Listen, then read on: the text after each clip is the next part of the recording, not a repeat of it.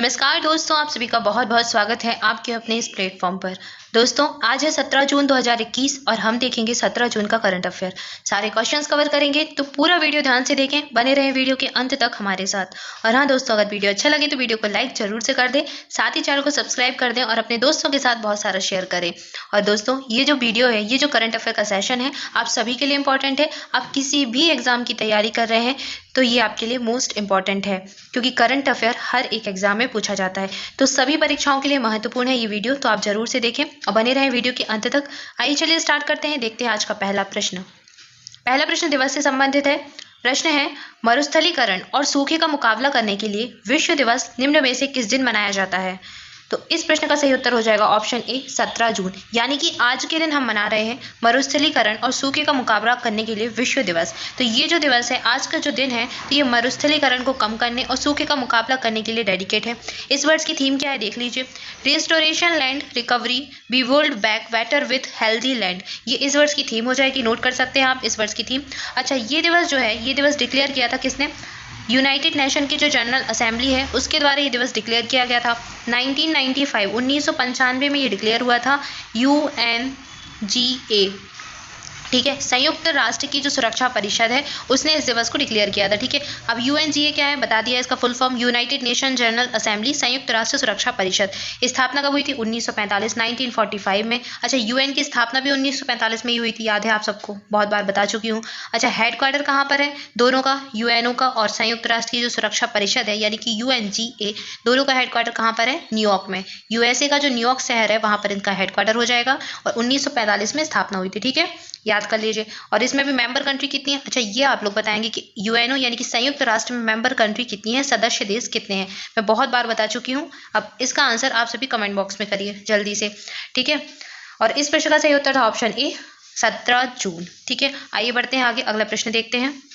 अगला प्रश्न है, भारतीय क्रिकेट कंट्रोल बोर्ड यानी कि BCCI ने किस क्रिकेटर पर लगे आजीवन प्रतिबंध को हटा लिया है? तो ये हटाया है किसको? अंकित चौहान। अंकित चौहान पर लगे आजीवन प्रतिबंध को हटा लिया गया है, किसके द्वारा? BCCI के द्वारा। ठीक है, तो भारतीय क्रिकेट कंट्रोल बोर्ड ने अभी हाल ही में अंकित चौहान पर लगे आजीवन प्रतिबंध को हटा लिया है। अगर आप सभी को याद हो तो वर्ष 2013 में इंडियन प्रीमियम लीग यानी कि IPL जो हो रहा था, IPL का जो 6वां संस्करण था, उसमें ये खेल रहे थे। किसकी तरफ से? राजस्थान रॉयल्स की तरफ से। और ये 3 खिलाड़ी थे जिन पर प्रतिबंध लगाया था। कौन कौन? इनको गिरफ्तार किया गया था। किस लिए? स्पॉट फिक्सिंग के आरोप में इनको गिरफ्तार किया गया था। एक तो यही हो जाएंगे अंकित चौहान, एक थे कौन? श्री संत, नाम बहुत याद होगा आप सभी को, श्री संत। तो श्री संत, अंकित चौहान और एक और व्यक्ति थे, कौन? उनका नाम क्या है? तो ये तीनों व्यक्तियों को, श्रीसंत, अंकित चौहान और अजीत चंदेला, तीनों व्यक्तियों को गिरफ्तार किया गया था स्पॉट फिक्सिंग के मामले में। और श्रीसंत पर भी प्रतिबंध लगाया गया था। BCCI की जो अनुशासन समिति थी इसके द्वारा अंकित चौहान और श्रीसंत पर आजीवन क्रिकेट से प्रतिबंध लगाया था। ठीक है, तो अंकित चौहान पर लगा प्रतिबंध हटा लिया गया है। याद रखिए, ऑप्शन डी इस प्रश्न का राइट आंसर हो जाएगा। ठीक है, आइए बढ़ते आगे, अगला प्रश्न देखते हैं। आई होप आपको सारे पॉइंट क्लियर हो गए होंगे। नेक्स्ट है, विश्वदाता सूचकांक 2021 यानी कि वर्ल्ड गिविंग इंडेक्स 2021 की रिपोर्ट के अनुसार दुनिया का 14वां सर्वाधिक परोपकारी देश निम्न में से कौन सा बन गया है? तो ये देश जो है ये है भारत। तो भारत इस सूचकांक में, विश्वदाता सूचकांक जो 2021 की रिपोर्ट आई है वर्ल्ड गिविंग इंडेक्स, तो इस रिपोर्ट में बताया गया है कि भारत दुनिया का 14वां सर्वाधिक परोपकारी देश है। ठीक है, आप सभी जानते हैं कि अभी कोविड-19 महामारी के दौरान दुनिया भर में दान के कार्यों के प्रति जो है रुझान लोगों का बहुत बड़ा, लोगों ने बहुत चैरिटी फंड में जो है डोनेशन किया, बहुत सारे दान किए। ठीक है, तो इन्हीं सब के चलते भारत की जो रैंकिंग है इस इंडेक्स में अभी सुधर गई है। तो 82 जो है स्थान का सुधार हुआ है भारत की रैंकिंग में। और इस रैंकिंग में जो है ऑस्ट्रेलिया और न्यूजीलैंड टॉप 10 दानदाता के जो देश हैं वो बने हैं। और भारत की रैंक क्या है? 14वां सर्वाधिक परोपकारी देश बन गया है भारत। ठीक है, तो ऑप्शन सी इस प्रश्न का राइट आंसर हो जाएगा। आइए बढ़ते आगे, अगला प्रश्न देखते हैं।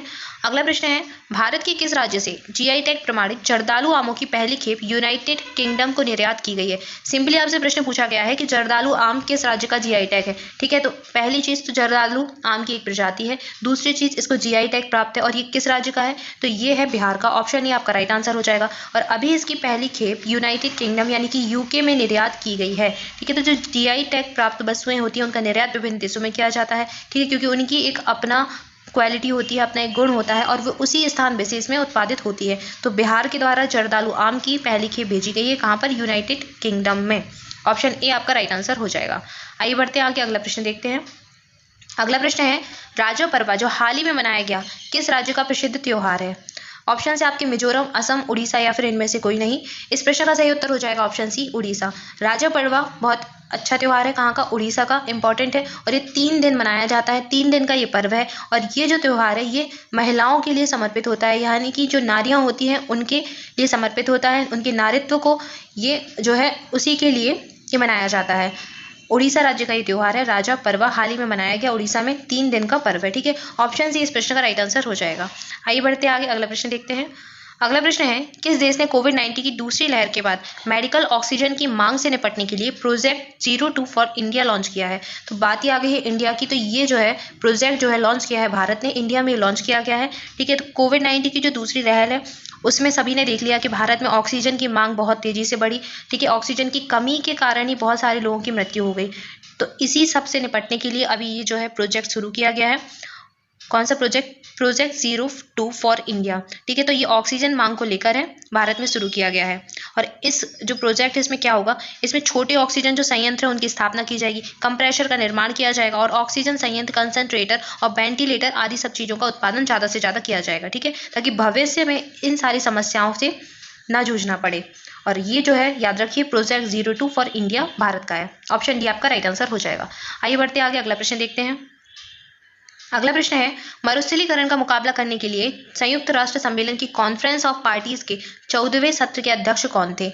ऑप्शन से हर्षवर्धन सिंह, रमेश पोखरियाल निशंक, नरेंद्र मोदी या फिर अमित शाह। इस प्रश्न का सही उत्तर तो है ऑप्शन सी, नरेंद्र मोदी। अब बात हो रही है 14वें सत्र की, तो ये जो सत्र है ये हुआ था 2019 में, कहाँ पर? नई दिल्ली में। तो संयुक्त राष्ट्र सम्मेलन की जो कॉन्फ्रेंस ऑफ पार्टी हुई थी मरुस्थलीकरण का मुकाबला करने के लिए 2019 में न्यू दिल्ली में आयोजित की गई थी और उसकी अध्यक्षता की थी भारत के प्रधानमंत्री नरेंद्र मोदी ने। अब ये क्वेश्चन पुराना है, आप पूछोगे कि मैम आपने ये क्यों पढ़ा है, तो ये अभी रहा हाल ही में चर्चा में। क्यों रहा चर्चा में? क्योंकि अभी हाल ही में अभी सूचना ही है कि जो संयुक्त राष्ट्र है तो ये भूमि क्षरण और सूखे पर एक उच्च स्तरीय वर्चुअल संवाद को आयोजित किया जा रहा है। ठीक है, तो इस उच्च स्तरीय वर्चुअल जो संवाद होगा उसको संबोधित करेंगे भारत के प्रधानमंत्री यानी कि नरेंद्र मोदी के द्वारा इसको संबोधित किया जाएगा। तो ये जो कार्यक्रम है इसका आयोजन संयुक्त राष्ट्र की जो महासभा है उसके 75वें सत्र के अध्यक्ष वोल्कन बोजकिर के द्वारा किया जाएगा। ठीक है, तो एक चीज़ तो आपको याद रखनी है कि जो 75वां सत्र होगा संयुक्त राष्ट्र की महासभा का, उसके अध्यक्ष कौन है? Vulcan Bozkir. कौन? वोल्कन बोजकिर उसके अध्यक्ष है और उनके द्वारा ये वर्चुअल जो है जो सभा है उसका वर्चुअल संवाद का आयोजन किया जाएगा और उसको संबोधित करेंगे भारत के प्रधानमंत्री नरेंद्र मोदी। ठीक है, किससे संबंधित है? भूमि क्षरण, मरुस्थलीकरण और सूखे से संबंधित है ये सभा। और आप सभी जानते हैं कि आज हम इसी का दिवस मना रहे हैं। एक बार फिर से रिवाइज करा देते हैं, दिवस का नाम क्या है? कौन सा दिवस मना रहे हैं आज? मरुस्थलीकरण और सूखे का मुकाबला करने के लिए विश्व दिवस। ठीक है, तो अभी हाल ही में ये चर्चा में आया है। कभी कभी पुराना प्रश्न भी पूछ लेते हैं, तो याद रखिए जो 14वां सत्र हुआ था इसका कॉन्फ्रेंस का वो भारत में हुआ था, भारत की नई दिल्ली में, और उसकी अध्यक्षता की थी भारत के प्रधानमंत्री नरेंद्र मोदी ने। ठीक है, आई होप आपको सारे पॉइंट क्लियर हो गए होंगे। आइए बढ़ते हैं अगला प्रश्न देखते हैं। अगला प्रश्न है हाल ही में किस देश ने एक बार फिर से गाजा पट्टी पर एयर स्ट्राइक शुरू कर दी है? तो ये शुरू कर दी इजराइल देश ने। गाजा पट्टी इजराइल से संबंधित है और अभी यहाँ पर हाल ही में फिर से एयर स्ट्राइक शुरू कर दी गई है। इंपॉर्टेंट क्या है आपके लिए? इजराइल के प्रधानमंत्री हाल ही में अभी एक नए प्रधानमंत्री बने हैं, इजराइल में हुआ है सत्ता परिवर्तन। यहाँ पर आप सभी जानते हैं बेंजामिन नेतन्याहू यहाँ के प्रधानमंत्री थे, अब इनकी जगह ले ली है किसने? नफ्ताली बेनेट ने। नफ्ताली बेनेट यहाँ के प्रधानमंत्री हो गए हैं और ये बहुत चर्चा में रहे, तो आपको याद रखना है, इंपॉर्टेंट हो जाता है इनका नाम। ठीक है, तो ऑप्शन डी आपका राइट आंसर था इस प्रश्न का। आइए बढ़ते आगे, अगला प्रश्न देखते हैं। अगला प्रश्न है राष्ट्रीय पुरस्कार से सम्मानित निम्न में से किस कन्नड़ अभिनेता का 38 वर्ष की आयु में सड़क दुर्घटना में निधन हो गया? तो यह है संचारी विजय, कन्नड़ अभिनेता थे, हाल ही में हो गया इनका निधन सड़क दुर्घटना के कारण। ठीक है, ऑप्शन सी इस प्रश्न का राइट आंसर है। देखते हैं अगला प्रश्न। नेक्स्ट है बॉलीवुड के जाने माने किस अभिनेता एवं सामाजिक कार्यकर्ता का 97 वर्ष की उम्र में निधन हो गया है? तो यह है चंद्रशेखर वैद्य। चंद्रशेखर वैद्य का हाल ही में निधन हो गया है 97 वर्ष की आयु में, और ये एक अभिनेता थे और सामाजिक कार्यकर्ता थे। ठीक है, इस प्रश्न का राइट आंसर है ऑप्शन ए, चंद्रशेखर वैद्य। अच्छा, इन्होंने ना कई फिल्मों में जूनियर आर्टिस्ट का रोल निभाया है, आप सब जानते होंगे। ठीक है, तो इन्होंने साल 1954 में औरत तेरी ये कहानी, इन सबसे ये औरत तेरी ये कहानी, इससे जो है फिल्म इंडस्ट्री में कदम रखा था। ठीक है, और इसके बाद इन्होंने बहुत सारी फिल्मों में जूनियर आर्टिस्ट का किरदार निभाया है। आप जो जानते होंगे तो आपने अगर रामायण देखी होगी, रामानंद सागर की जो रामायण थी उसमें सुमंत का मशहूर किरदार इन्होंने ही निभाया था, चंद्रशेखर वैद्य ने। ठीक है, तो शायद वो आपको याद होगा। ऑप्शन ए इस प्रश्न का राइट आंसर था। आइए देखते हैं अगला प्रश्न। आज के लिए आपका प्रश्न है, कौन सी कंपनी दुनिया का सबसे लंबी समुद्र के अंदर केबल का निर्माण कर रही है? ऑप्शन है आपके रिलायंस, एप्पल, गूगल या फिर इनमें से कोई नहीं। इस प्रश्न का सही उत्तर दोस्तों आपको करना है। आप सभी कमेंट बॉक्स में आंसर जरूर करें और इस प्रश्न का सही उत्तर आप सभी को जरूर से आता ही होगा, मैं ऐसी आशा करती हूँ, क्योंकि अगर आप डेली करंट अफेयर का वीडियो देखते हैं तो ये प्रश्न आपसे आसानी से बन जाएगा। So guys, thank you for watching this video. आप सभी घर पर रहें, सुरक्षित रहें और पढ़ते रहें। और हाँ दोस्तों, अगर वीडियो अच्छा लगे तो वीडियो को लाइक जरूर करें, अपने दोस्तों के साथ शेयर करें और अगर अभी तक चैनल को सब्सक्राइब नहीं किया है तो जल्दी से चैनल को सब्सक्राइब कर दें और कर दें बेल आइकन प्रेस, ताकि जो नया वीडियो है इसका नोटिफिकेशन आपको आसानी से मिल जाए। आज के लिए इतना ही, मिलते हैं नेक्स्ट वीडियो में। Thank you so much.